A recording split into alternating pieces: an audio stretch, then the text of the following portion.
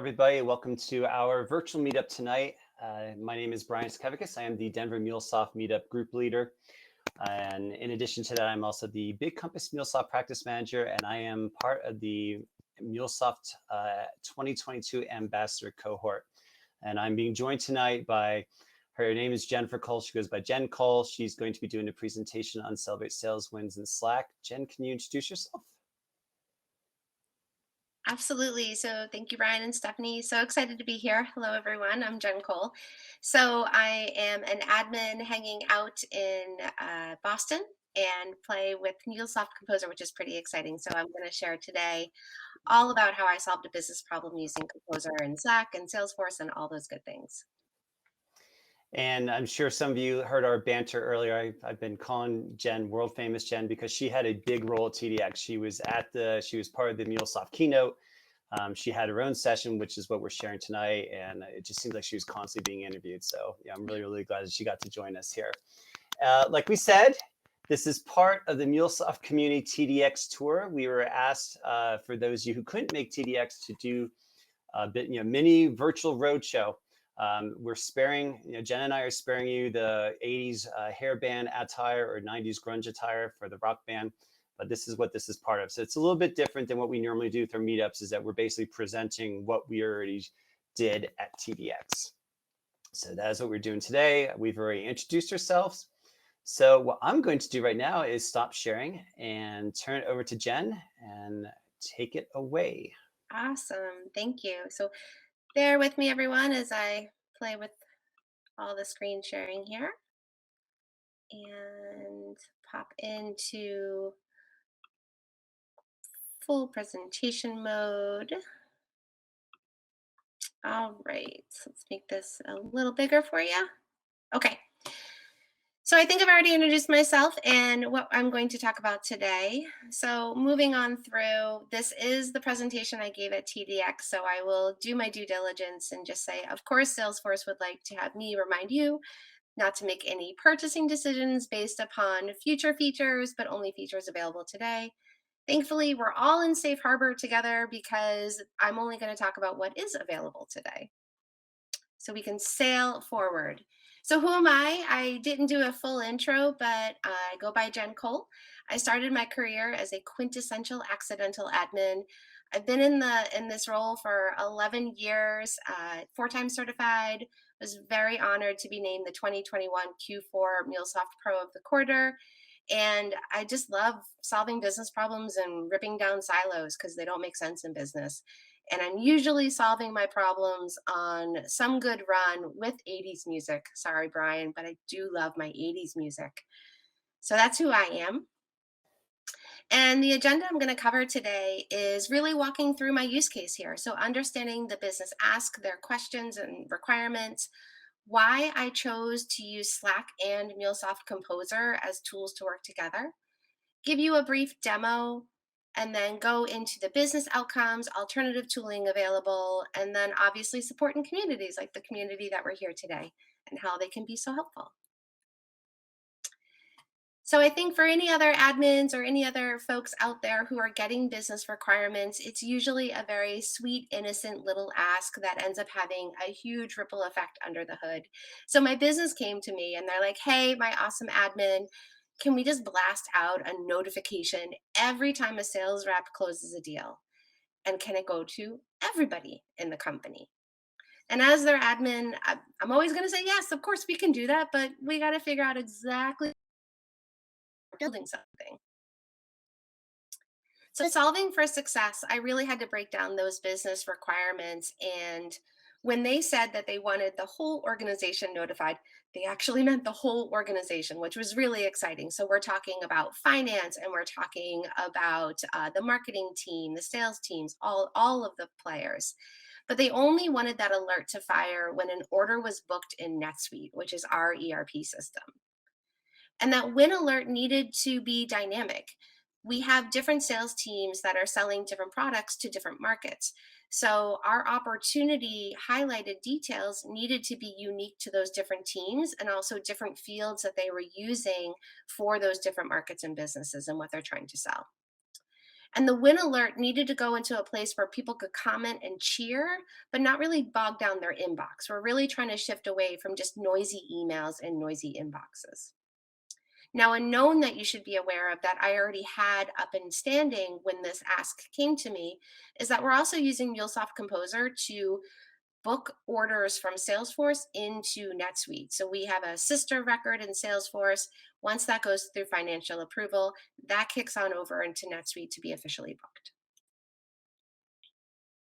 So, how did I find my perfect pair? Well, I needed to look at the solutions available to me and how I could use them to meet those business requirements. So, when I think about MuleSoft Composer, I'm looking at it through the lens that it allows me to execute a set of actions in a very specific order for a business process that is spanning multiple systems. And I'm looking at Slack through the lens of it's a community space where teams across divisions and silos can come together and celebrate everybody's wins. So enter in MuleSoft Composer, who was probably my work mule instead of my workhorse. And as a quintessential admin, I am clicks, not code, or very, very low code. So what I loved about Composer as an admin is that it gave me the ability to map and move data from system A to system B and back again, and maybe even to system C under very specific conditions. And it allows me to move that data in a very specific set of actions to execute that order. So I'm keeping my business process whole, which is critical to ensure that we don't miss information as we're moving the data across the systems. And the other piece I like about this that I'll talk about again is using Composer in this whole process and adding my Slack notification through into Composer to post out is that it keeps the whole business process in one location. And as an admin, I don't actually have an IT organization that I can rely on at my company to help me with any code or anything of that sort. And I'm also responsible for just maintaining the health of the organization and the ecosystem of Salesforce that we use. So that means I need to consolidate my processes into one place as often as possible so that I don't forget something or the admins that I'm mentoring don't forget something as processes change and we need to enhance things. So it's really great to be able to use a tool that can shove it all into one neat little spot for me. All right, so here's where I'm going to try to get a little fancy and do something different than what I did at TDX, which is actually pull up for you my actual flow. So this is my production flow. I'm not going to hit edit or do anything funky there. It's super long. We're not going to go through the whole thing together. But what I wanted to call out, I've collapsed a lot of it, but in a single flow, I'm actually, and yes, it is this long, I am calling up all of my approved Salesforce orders and then scooping up all of that information and under certain conditions, sending that over to NetSuite, creating a record, creating an order, embellishing the order with additional details under very certain business conditions. Because again, I have different sales teams selling different products to different markets, to different customers. So I need to have that ability to be dynamic. So coming all the way down deeper into this flow, we'll get there together. Sorry, I over scrolled. I was so excited. So once the order is booked in NetSuite, which is my node 16 here, I'm closing out my Salesforce opportunity as a one opportunity, stamping in those one reasons that they provided during their order creation wizard. And then I'm actually moving into Slack. And I have to do a couple of ifs and gets and loops and all that stuff to get the attributes I need, because again, they need to be dynamic. But it's really simple. I'm building it off of an if else statement to actually get the correct attributes I need and to know which unique Slack message to post. And Composer is supporting markdown capability, so I can make it look pretty. I can add in different attributes, bold different things, add in different lines. So if it's sales team A, in this case, it's my life sciences sales team, this is the message that goes out. And you can see it's pulling in actual Salesforce fields in addition to text that I've marked up. And then if it's not my life sciences sales team, it's a totally different message. A lot of similar attributes, but there's definitely changes in there that make it dynamic to each of the teams. So what does this actually look like? Well, if I jump back in to, and I'm sorry the demo wasn't more exciting. We weren't going to go live and do anything there. But let me go back into presenter view. And this is where it wants to be cranky. Sorry, y'all. Let's see. We're going to close this one. Here we are. All right, so that was a video we don't need because we just looked through it together. I'm going to hit pause. Oh, sorry, everyone. It is totally stuck on this slide.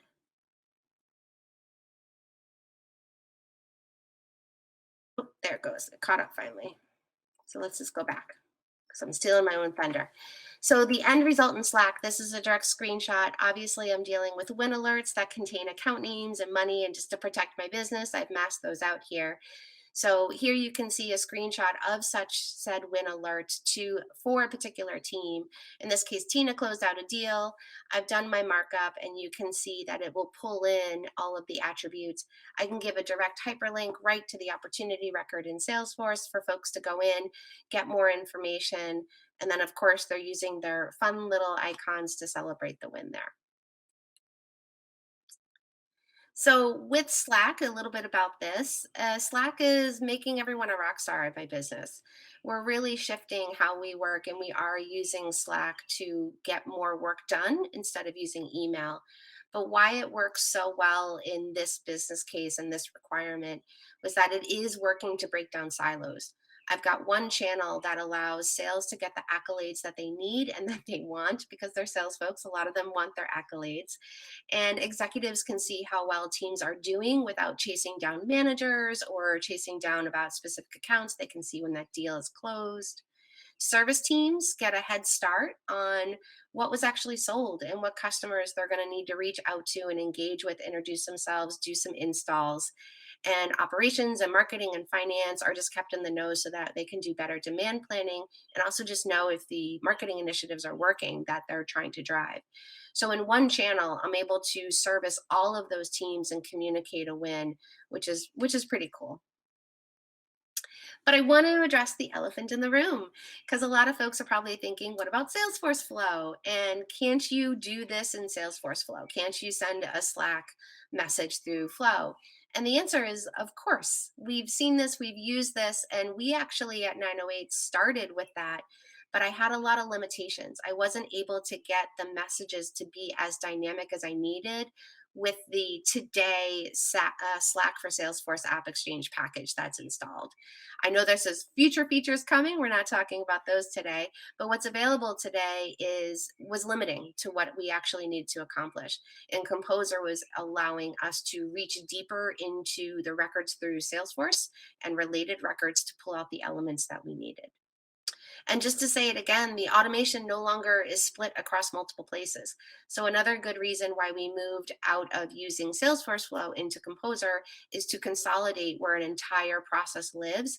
So if we need to make a change or an admin that I'm mentoring needs to make a change, they only have one place they need to go instead of looking in Salesforce Flow for this and looking in Composer for this and looking in somewhere else for another element. And then just to kind of close it out, community, we're all here. This is a community. So the communities that are run by Salesforce and meetups and groups and individuals who are just excited about the platform and solutions, I personally have found a wonderful space to get information and support and meet new people, get new ideas and share information. And then I think everyone's come is a great way to get your toes in the water about all the different things that you can do with Salesforce and Composer and Slack and all of the other modules that they have. And sometimes Salesforce even gives you a good reason why you should use their solution. So I find that to be a great resource as well. And Brian, that is it. I am done. So if there's any questions that I can answer, I'd be happy to. So I'm looking at chat. So if anybody has any questions for Jen, please post them in chat. That is definitely by far the most complex composer flow I have seen, because when MuleSoft demos this, it's usually like, 4 steps or 5 steps. How long did it take you to actually develop that flow? Good question. It took a couple, I would say 2 or 3 months, because we just went through so many business iterations of like, nope, we forgot that. Oop, we forgot that. Oh, that didn't turn out right. So there was the element of just process and just mucking around with Composer to optimize it and make sure it works well. Lots of nested if else statements. Not going to lie. Sometimes I get lost. That's still, that's still really interesting. And I know the first time we met, I'm like, I think I finally met a system integrator. So what was like, other than the business iterations, what was like the biggest challenge to developing this flow for you? NetSuite, That's actually. Yeah, NetSuite. I know, isn't that terrible? Poor no. NetSuite. That's so much love sometimes.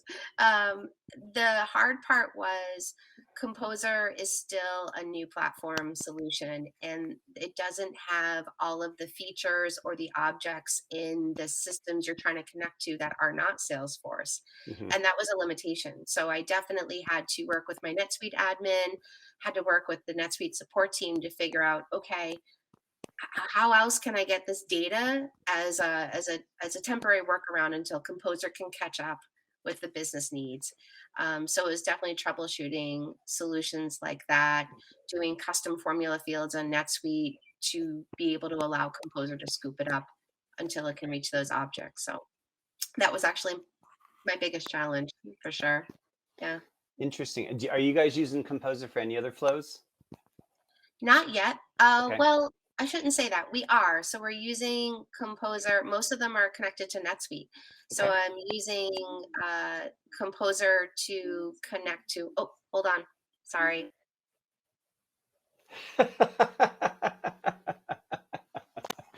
Jen has to go kill the background noise. Sorry, my Alexa likes to. Oh, I just called her again. She's gonna get all mad. Oh, Just a little alarm went off. Apologies, everyone. Uh, the other flows we're using are grabbing address information to support our order to order passover information. We needed to kind of mirror the customer hierarchy to a degree in the two systems to make that work effectively. And also for product maintenance and management. So making sure we've got the right active products in Salesforce that are active and sellable in NetSuite. The next flows we're looking to build out are really going to be aimed at Zendesk because we use Zendesk at my organization. So the connector between Salesforce and Zendesk is lacking, in my opinion.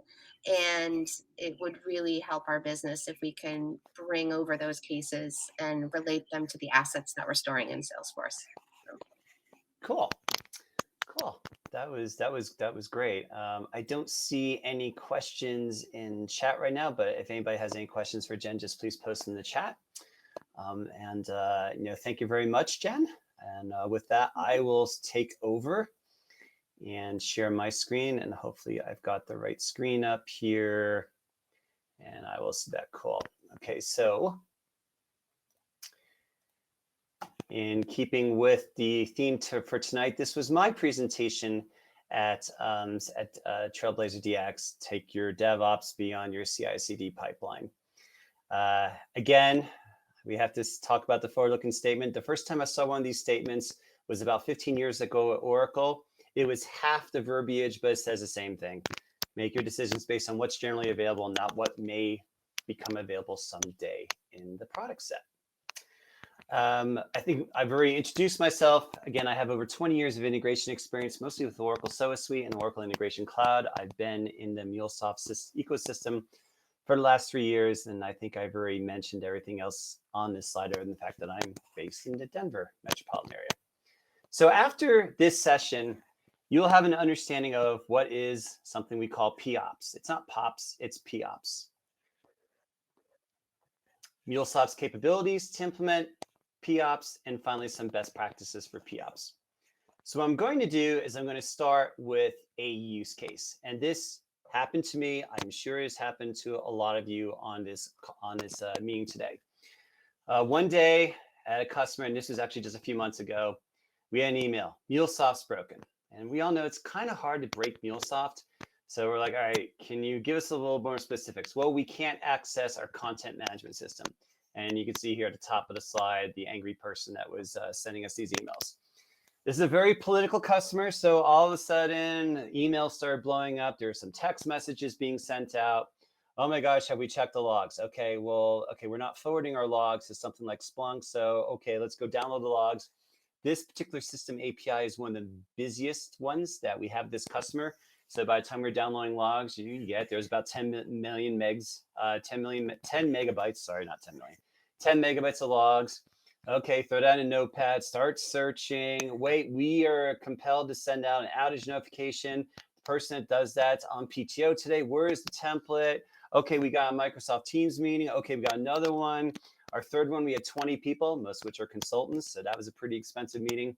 I think you all get the gist of it, is that it took basically 6 hours to finally solve the problem.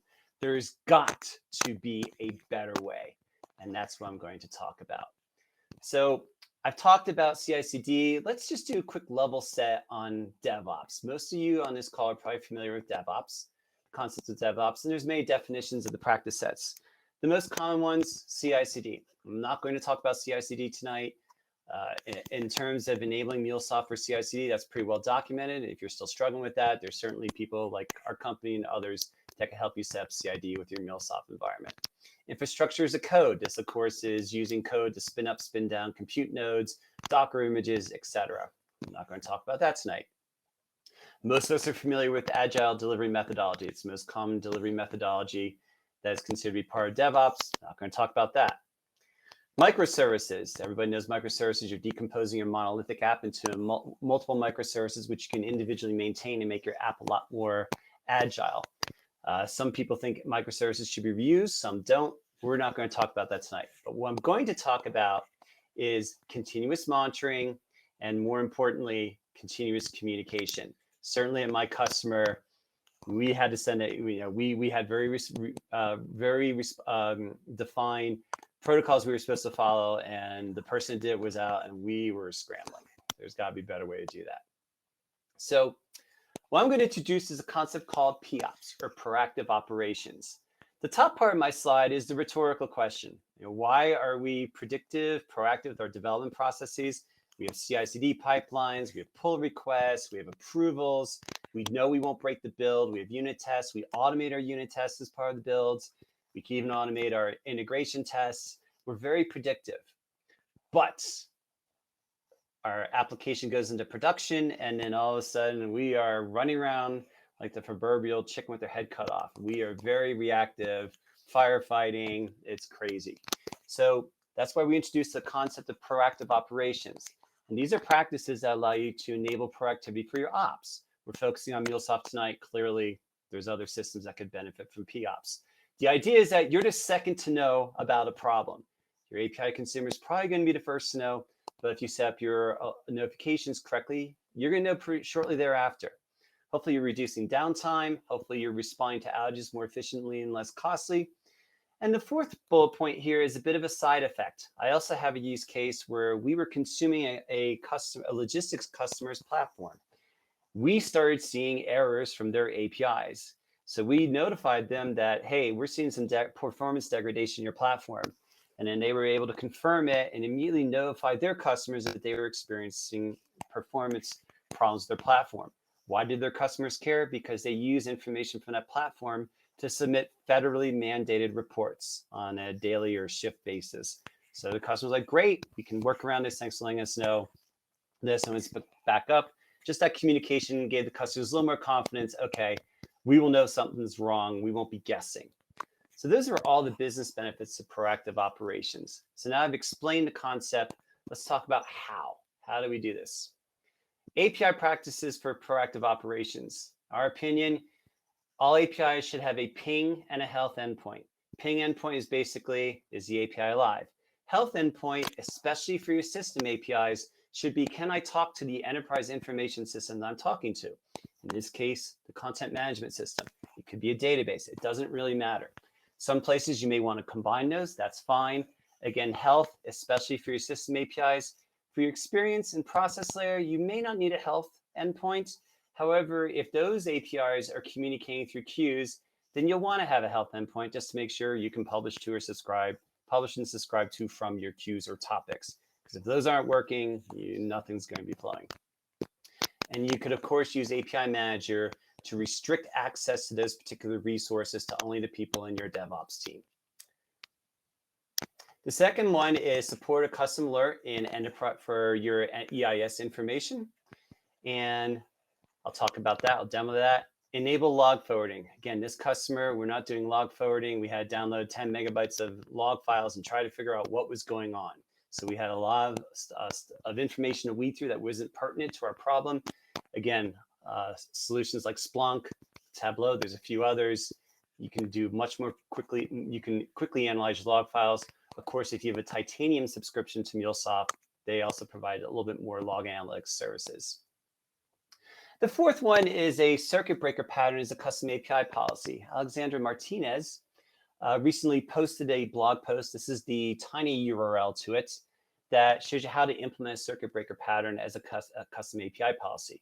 You may not want to just reject all calls to an API that's broken. You may just want to queue them up, or you may just want, or you may have a few different requirements. Circuit breaker will buy you that. Just make sure you know when the circuit breaker trips, because otherwise you'll still have the same problem, not knowing that you really have a problem. So those are the API practices for POps. How about Runtime Manager Alerts? There are certain alerts that you should always set up, at least in production.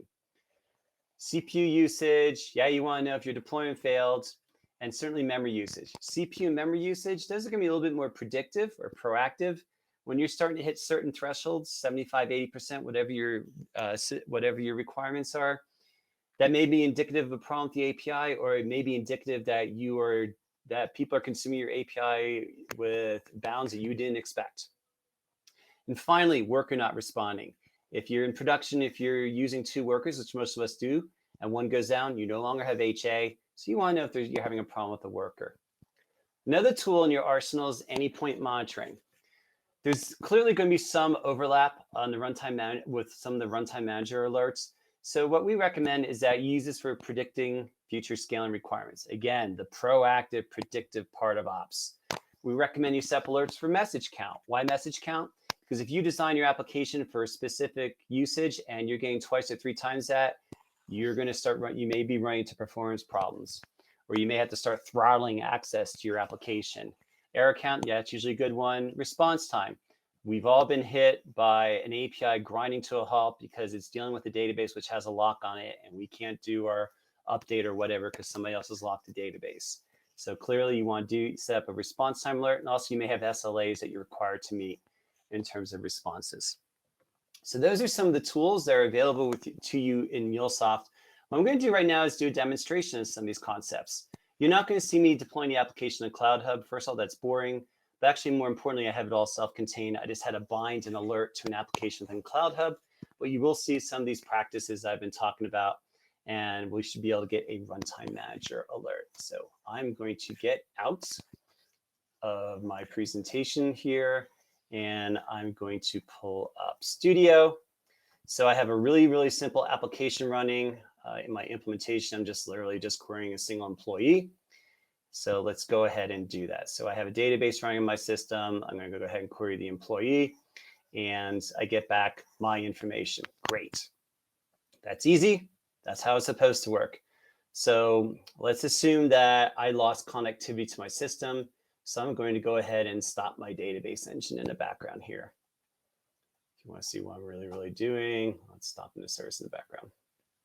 Okay, so the database information, oh, you can't see it here. You can see it up here. So I just stopped my database. So now let me go ahead and run another query. Okay, of course, I'm going to have a bit of a delay. I set my timeout, I think, for about 10 seconds or so, give or take. So eventually what I'm going to see is I'm going to see an exception within my MuleSoft application. And there it is. Let me get Postman out of the way here so you can see what I did. So I have an exception in my flow. Like every good developer, I have a global error handler. I'm going to go ahead and catch a specific connectivity issue to my database. And what you see here, this is the Cloud Hub connector. This allows me to generate an alert within Cloud Hub. So we'll go ahead and do that. And everybody should know how exceptions propagate through MuleSoft. Remember, it goes back to invoking flow. It's going to keep propagating. I've had to do a few coding things just to make sure I'm not generating multiple alerts. So hopefully what happened is I will go to my email, and there it is. There is my custom application, custom application alert on connectivity. How did I set that up? Over in Cloud Hub Runtime Manager, I binded my alert to an application. I think in this case, I used all of them. So I will go ahead and click on alerts. Here's my connectivity alert. I set all applications, and there is the information I'm generating in the email alert. Now, it's important to know that Cloud Hub alerts right now are limited to using emails. So if your company doesn't use emails, they want to use like Slack alerts, you'd have to put that into your your global error handler, or however you want to do it. So what I've shown you so far is, okay, now at least I've been alerted to a problem. How do I go about quickly diagnosing it and then hopefully getting an idea of what's going on? Well, first thing I'm going to do, all right, is my API up? Yeah, okay, I'm still talking to my API. That's great. Now let's go ahead and see, can I talk to my end system? And eventually what's going to happen here is I'm going to get yet another connectivity error.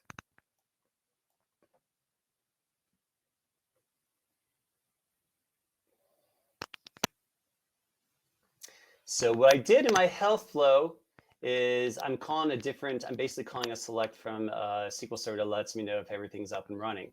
I threw this in a try catch scope because I don't need to generate another alert. I already know that I'm having a problem, so I don't need to propagate it. I'm just trying to get a little bit more information about what is going on. So that's why I threw in a try catch, so I don't have to deal with it. And sure enough, I have more information about what's going on. So now I know, okay, I really can't talk to this end system.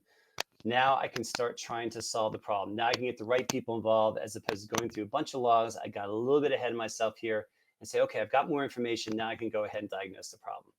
So what I've shown you is basically how I can generate an alert to notify myself of a connectivity issue, how I use the ping and health endpoints, and how I decide to code that additional information. So with that, I will go back to my presentation. And I was here at the demo.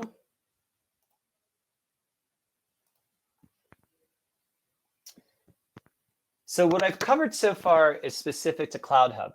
So working with some of the other runtime deployments with bare metal runtime fabric or VM runtime fabric or RTF. Again, you do have access to log forwarding. You can configure alerts through the RTF-CTL command utility, and you can use Ops Center for other monitoring. If you're deploying to a Kubernetes instance, you can take advantage of the IaaS capabilities to handle all this stuff. If you're doing a hybrid deployment, again, you're maintaining a runtime plane, you're still using Cloud Hub for your control plane, you have access to the logs, we strongly recommend you forward them. You do have to install a monitoring agent into your MuleSoft runtime plane in order to get alerts and monitoring to work.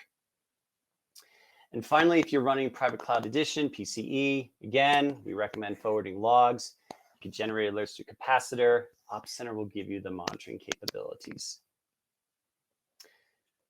So again, reviewing some of the best practices.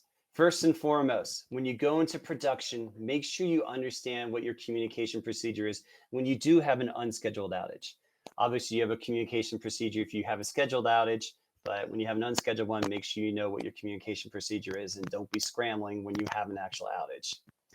Second part, make sure your APIs can support proactive operations, whether you want to do it through a RAML template and Maven archetype, that's strongly recommended. So every developer is going to start with the same basis, including the endpoints they're all going to want to have. Make sure you count for connectivity alerts because that's the ones that are most important. That's separate from business alerts, which are often going to involve different teams to resolve. I've already said about log forwarding. And again, you may want to implement a circuit breaker pattern. You could do this in the code.